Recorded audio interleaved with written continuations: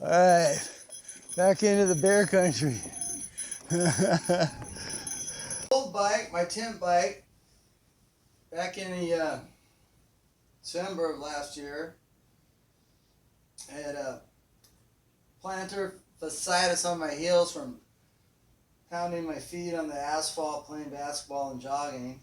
So I decided I'd get a bike and see how that works out, and hopefully it'll help my knees and my heels.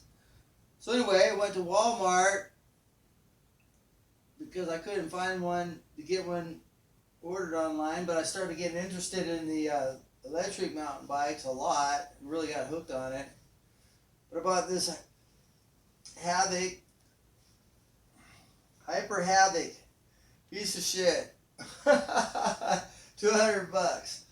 So I went out there and busted the back rim on the first day, just riding it around. The gooseneck slipped, didn't have the right kind of clamping system on it.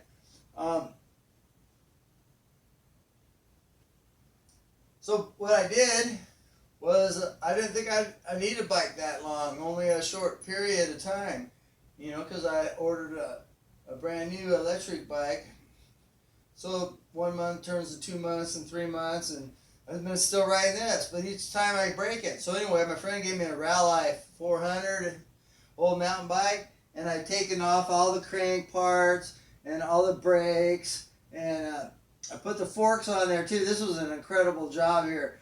This is only 34 millimeters in outside diameter, and it's 1 1/8 stem inside there, and to put these bearings in here to get them to even fit, well, that was a trip.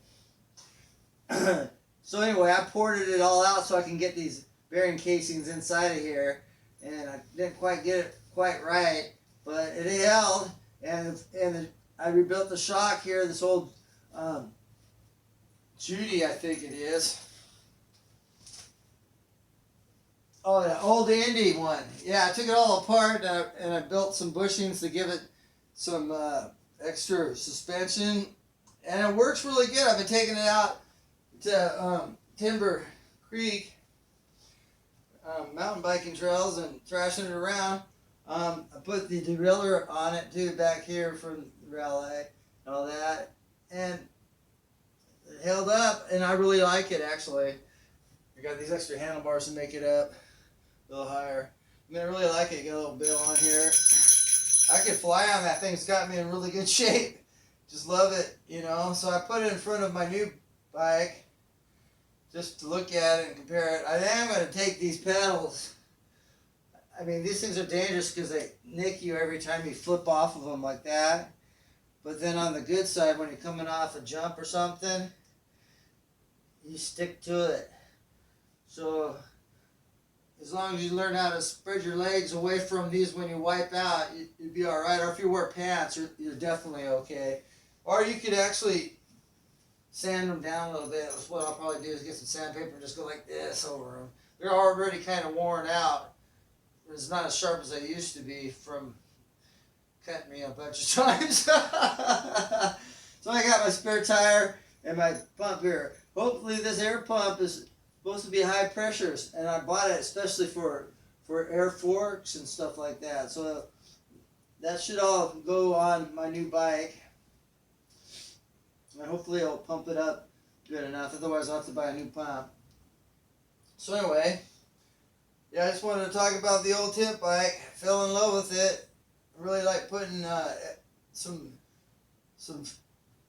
just when you get in a stride, you know, I put it in like a top gear and I stand up and I just pedal really hard. It's just like a really good exercise for me. I just love the thrusting down on it and just that torque you can develop with your leg muscles, and just fighting the elements in the wind.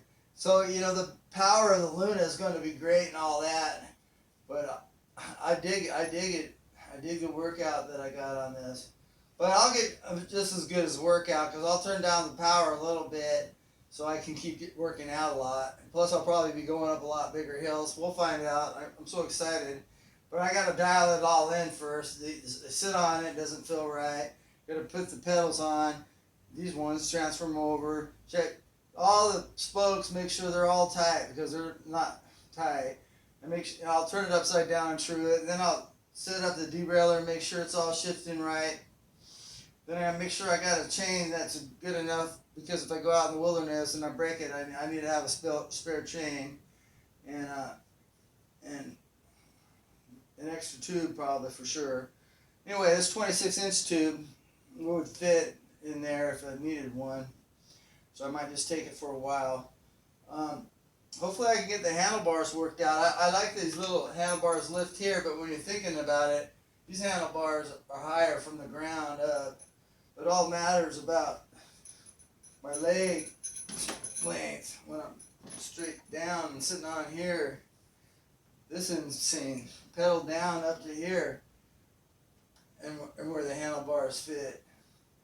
I'm sure I'll get it. I'm sure that small would have worked out all right.